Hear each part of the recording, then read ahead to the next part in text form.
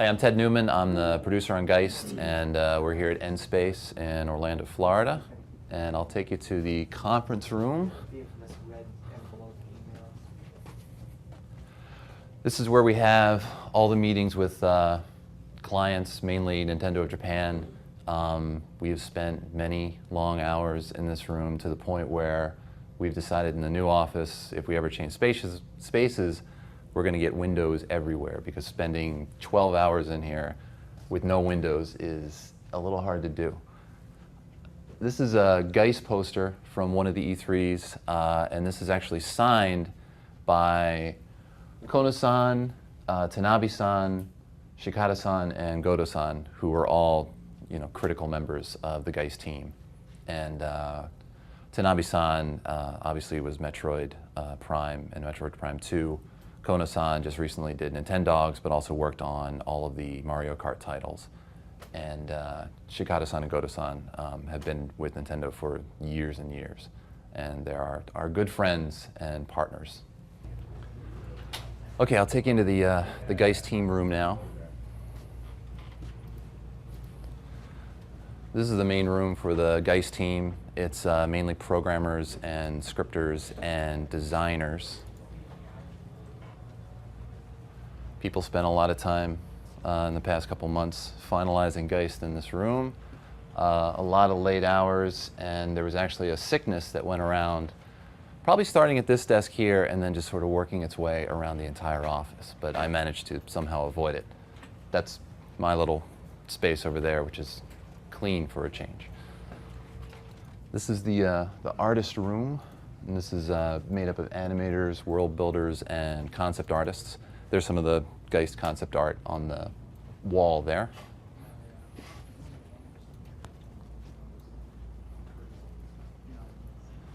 And right now they're working on some stuff that they should be hiding or zooming in on the screen so you can't exactly see, like Randy just did there.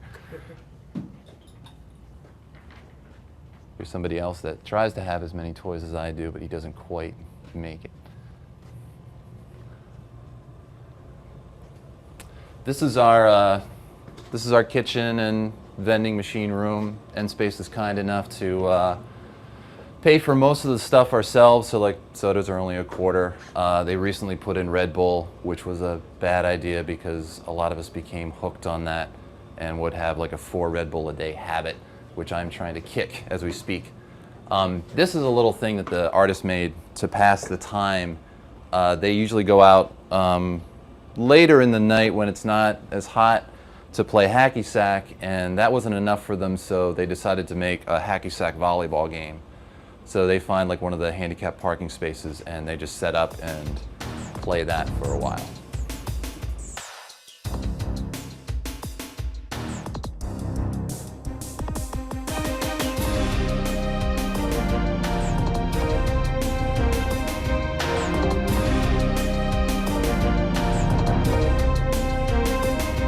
Hi, my name is Dan O'Leary. I'm the Vice President and was the project manager on Geist. We'll continue the tour that Ted started and in the back half of the offices.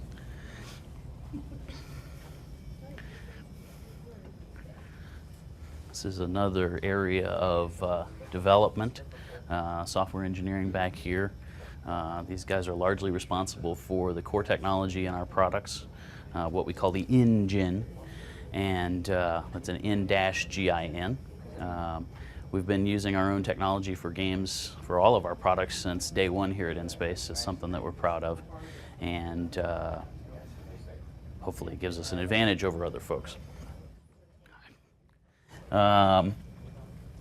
This is my office. I spent most of my time, or most of the last 9 months, while working on Geist, actually sitting in the team area to help out with things. But now that the final crunch is over there, I'm back to my old digs, and it feels good to be done.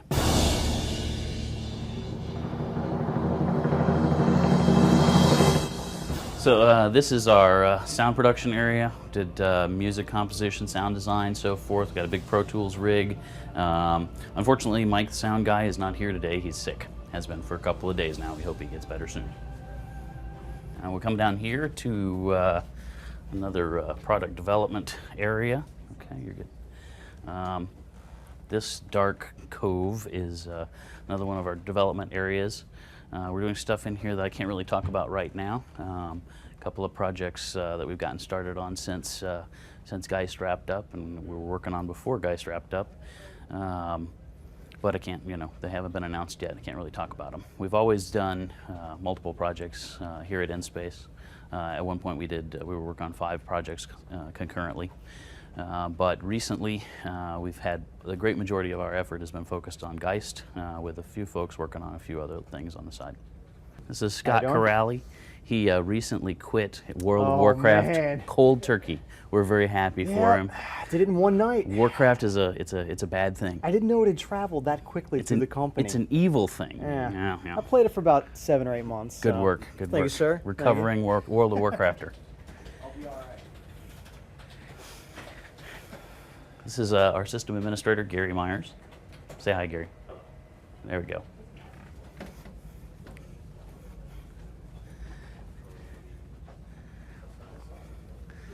This is my partner, Sean Purcell, another one of the founding members of InSpace.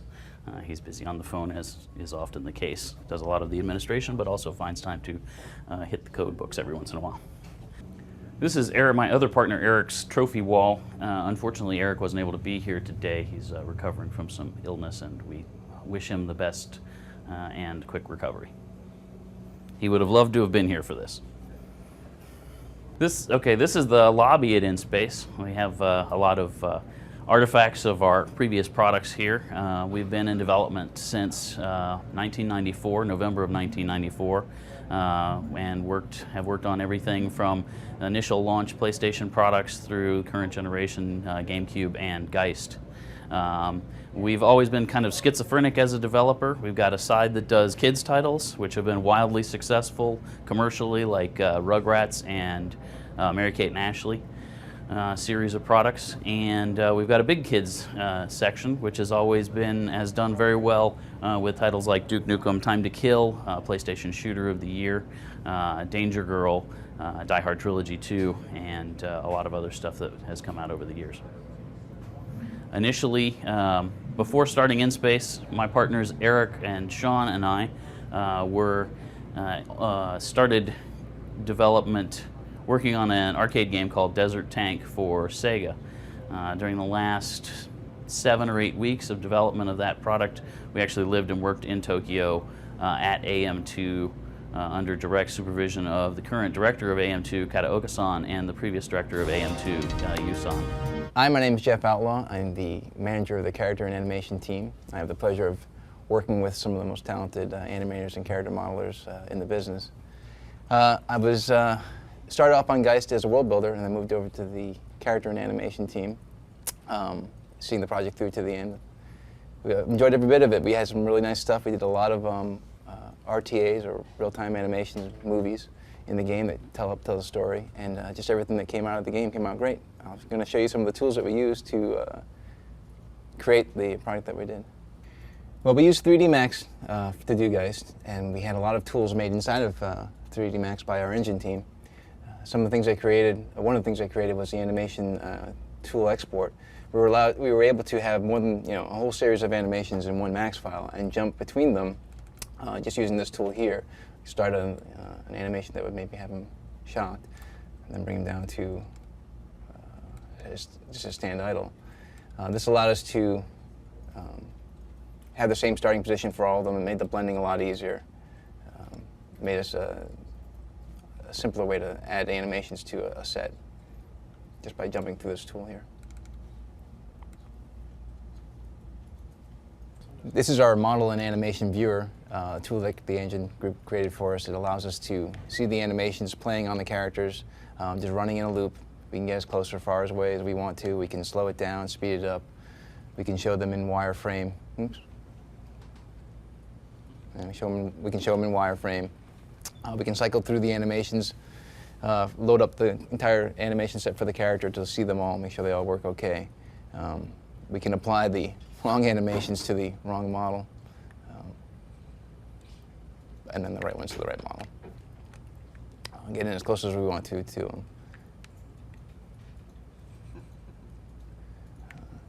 it showed every aspect of the modeling, all the environmental maps you can see. We can move the light around to see the environmental maps coming in nicely, the detail maps, above maps. Everything will be loaded into the maps so we can see it the entire way. Gives a good view of how the character looks and feels, moves. As the art production manager, it was exciting working with the leads on the project, working with the designers, working with the scripting team, the coding team, and just kind of working with everybody to make it all come together. It was a very exciting project. I think some of the highlights were, just seeing the final product, come all together towards the end. Multiplayer is very exciting also. It was great to be a part of that. I think overall, a very good project. I'm going to go over just some of the basic, some of the concept sketches and designs for the project. You can see up here is quite a bit of them. You can see a lot of the color studies. We did go through a lot of detail, just trying to get everything, to match in with the environments to fit and look as great as possible. You can see some of the evolution of Volks, some of his earlier designs to a final approved concept there. Some of his color studies. He's one of the main characters, not the main playable character, but one of the main ones in the game. He turned out really good. Everybody was very happy with the final product on him. Some of the enemy characters, some vehicles, some earlier stages of actually Volks as a young child. Some of the enemy villains there, they didn't quite make it into the game.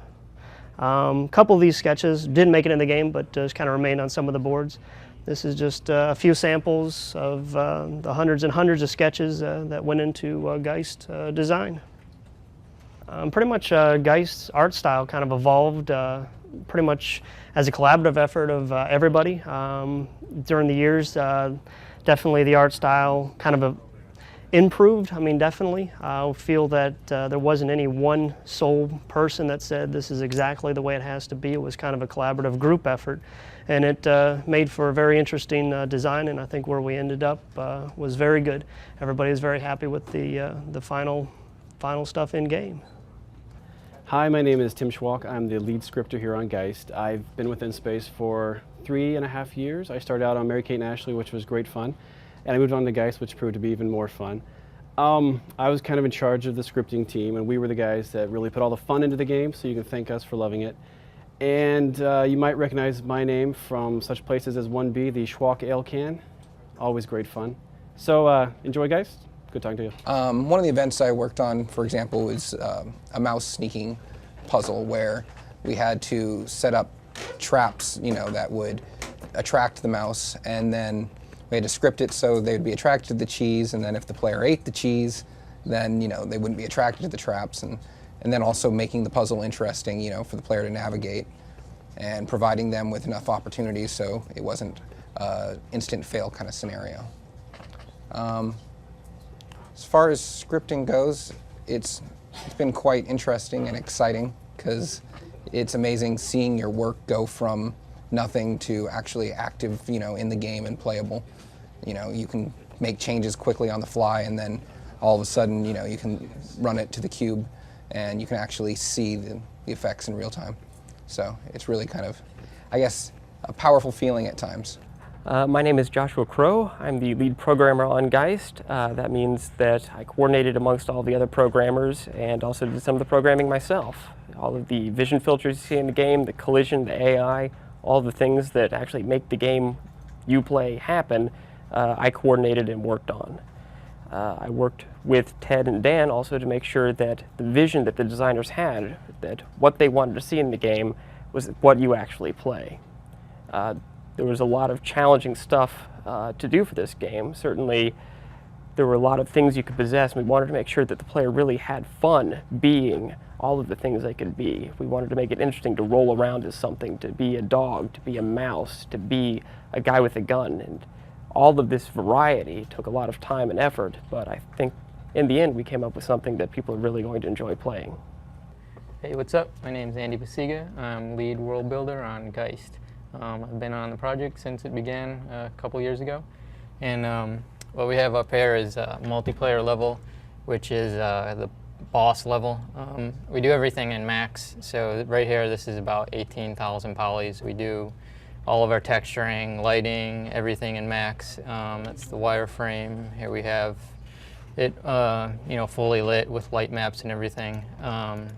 We have custom engine tools. We can, assign all of the launch point properties to all the models and everything in there. We have some pretty cool texture tools, which we can basically see, scroll through every texture that's on the level, assign different properties to the textures and stuff from there. What we can also do is just export them right from Max into our engine, and from there we can just boot it up and play it. So this is the level that was right on my screen. Couple of, between me and the world builders, we built a lot of different levels, different environments, everything ranging from, morgues to kitchens and stuff. One of my favorite is definitely the kitchen. It was kind of one of the hardest to nail. Everyone had different aspects of, what they wanted to see the kitchen in an underground complex look like. But in the end, we finally went with like a mess hall type kitchen-esque area. And I think it came out pretty well. Lighting, all of the models and stuff inside the kitchen. We have, everything from a grill with burning hamburgers, frying, to, a picnic table like mess hall, chairs and stuff, which the soldiers sit on. So that's probably definitely my favorite area in the game. So Geist is a first-person adventure game, focusing heavily on the adventure side. There's a fair amount of action and shooting in it, but I think a lot of people out there think, oh, it's a first-person shooter, and they try to compare it to everything else that's on the market. And what we really tried to do was make a first-person game that had some unique things that people haven't necessarily done before. And the main thing for that is the whole idea of possession, and also being a ghost in general. Nintendo and us butting heads? No, I mean, Nintendo is they're very logical, they're very easygoing, and we always got along. I mean, there'd be times where an idea that we had, it was a little tricky to get across just from a cultural or a language barrier, and the same thing in the reverse. But for the most part, I don't think we ever had any, clashes.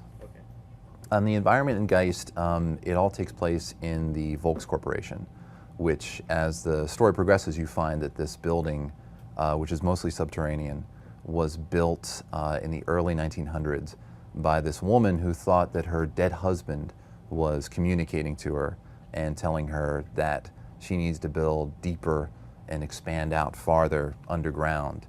And essentially you find that it was really something else communicating to her that was trying to get discovered, and it was using the death of her husband to manipulate her.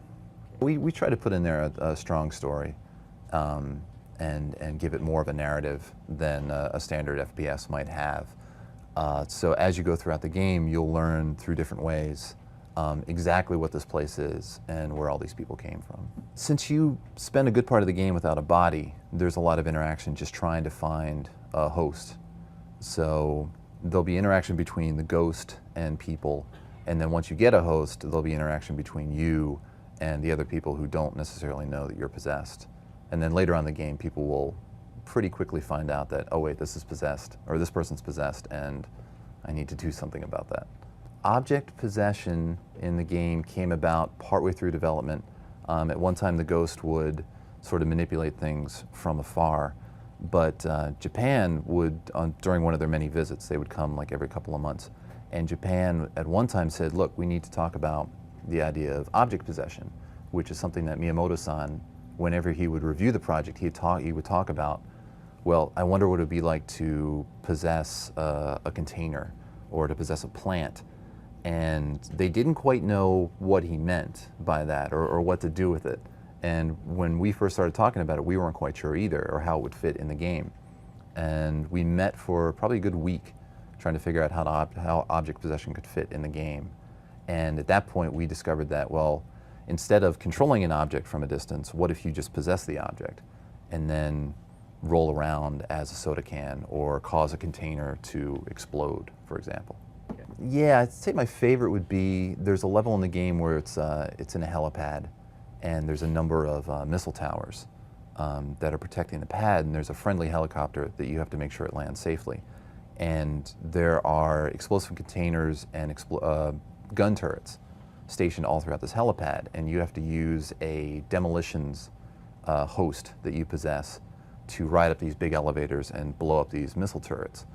But you can try it just as a standard action game and just use this, this demolition guy to blow people up with these proximity mines. Or you can go around as a ghost and go into each little pocket and use the containers and use the missile, what do you call them, the gun cameras to mow down the enemies. And there's ways you can do it where you can pretty much clear everybody out without getting any damage to your host. And for me, that's always a challenge. I just love going back and playing that level over and over and doing it different ways. The hardest aspect was probably the whole idea of possession and dispossession, and just, I mean, you're not just playing one host or one character from beginning to end. You're playing all these other people, animals, objects, and it was a big challenge to try to get everything to work together. And just the idea of dispossessing from a bug standpoint was really interesting, because we would get all these weird bugs of people would put their back up against a door and then dispossess, and then their host would be on this side of the door and then they would be on the other side of the door. And it was a big challenge to try to get everything to work smoothly. The control schemes, to try to keep them intuitive, it uses pretty much what you would expect in a first-person game as far as controls go. We try to make everybody happy. When you possess other characters, they still operate the same way. When you possess objects, a lot of times it'll go down to a single stick scheme of just steering that object around. And then we knew that Nintendo had a philosophy of using the A button as the primary action for any character or any object. So we stuck to their tenets on that and just tried to follow Nintendo guidelines. As far as the Geist sequel goes, I really can't comment on that officially. Geist started initially in 2002. We were doing some initial development after speaking with Nintendo of America about some of the titles that they were interested in doing. And we learned that they were keen to come up with a unique Nintendo first-person shooter, first-person action game, really more, is what they were looking for. So around that time we started thinking of how we could take the traditional first-person action games and fold in some unique new aspect that would give the game a twist, that would give it the uniqueness that Nintendo was looking for. And we came up with, some people started toying with the idea of like the Invisible Man kind of thing, and being able to walk around unnoticed, manipulate people, see their reactions, toy with them, eavesdrop, that kind of thing. That had been done a little bit in some games, but really never fully exploited. And but as a character, the Invisible Man thing didn't go very far in our discussions. We thought that there wasn't much more that you could do. What else could you do as an Invisible Man? You couldn't really become too active. It seemed to be just kind of a design dead end. And then we switched over to started thinking about a ghost, who could become more active, who could have other powers and so forth. And I think that was pretty much the genesis of the Geist concept. We worked very closely both with Nintendo of America and Nintendo of Japan. Closer than we've worked with any publisher ever before. Nintendo of Japan we were in constant direct contact with. Emails every day, calls every week, visits every 6 to 8 weeks. The visits would last 2 weeks, 1 to 2 weeks of 12-hour conferences and or meetings, locked away in the conference room, only stopping long enough to walk across the street to the the cafeteria to get something to eat, and then back at it. So throughout the process, they were very deeply involved, and we collaborated. It was a great collaboration. We worked closely with them. It wasn't a top-down design, so to speak. There were a couple of things that Nintendo brought to the party, so to speak. I mean, they contributed at all levels across the entire design. But there were a couple of key elements. Initially, I think the team envisioned Geist more as a scary first-person shooter or first-person adventure game. But as we started to develop that idea, working with Nintendo of Japan in particular is a very exploratory process. They like to try things, see if it's fun, always thinking of things from the gamer's perspective. Will this be fun? Will it be cool? What would it be neat to do? That kind of thing. So they're always willing to try new things and see how they work out and so forth. One of those things, throughout this exploration, what they pushed the game more and more towards, instead of being a first-person action game, it was going to be a possession game, a game about possessing things and what the player could do with that mechanic. And it came to a point where Miyamoto pushed it so far. That was his thing. Miyamoto-san wanted it to be a possession game, and what did that mean? We wanted to know what that meant, and at some point he said, well, I want to know what it would be like to possess objects. To possess a camera, to possess a box, to possess dog food, all these sorts of things, and how would you use those? And we spent many hours in one of Nintendo of Japan's visits going over that idea and trying to figure out what we could do with it, how we could turn it into a play mechanic, what things the player could do with it, and how to merge it into our existing gameplay elements like the scares that you were doing to scare the NPCs in the world before you could possess them. This possessing objects thing came up about halfway through development. So it was really a big kind of a turning point, and it took some time to get our head around it and figure it out. But eventually, initially in Geist, you were going to use your ghost powers to manipulate objects in the world, and that would in turn scare the characters that you could then possess. With the object possession idea, that became you become the object and do things with it to attract or scare NPCs in the world, and then you could possess them. Later in the game, the player will come into weapons that have been built based on some of the enemy's weapons, and not the human enemies, but the more monstrous enemies that the player will encounter. So you have enemies that are a kind of a cross between, or weapons that are more of a cross between a modern kind of an advanced weapon, but with kind of biological implants or so forth to get more exotic weapons. Geist has got a very large variety, a pretty good number of boss battles, and a good amount of variety in them. Again, Geist, we've really tried to lean Geist towards the possession mechanics. So, yeah, many of the boss battles do involve using possession in unique ways to defeat the enemies, as any game wants you to use the tools of the game to defeat the bosses.